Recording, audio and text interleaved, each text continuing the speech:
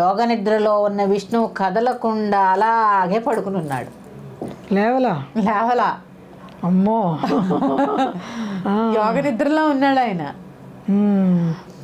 యోగమాయా ప్రభావంతో సుఖనిద్రలో ఉన్న మహావిష్ణువుని నిద్ర లేపడానికి బ్రహ్మ ఆయన్ని ఈ విధంగా స్తుతించడం ప్రారంభించాడట.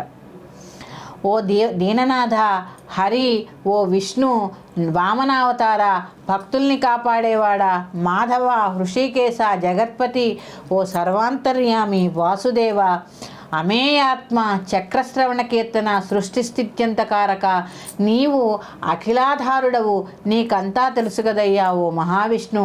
మధుకైటభలు బారిన పడిన నన్ను నేను నీ శరణుజొచ్చాను, నన్ను కాపాడే బాధ్యత నీది కాదా, దయచేసి మేలుకు అని పరిపరి విధాలుగా విష్ణుమూర్తిని స్తోత్రం చేశాడట బ్రహ్మదేవుడు.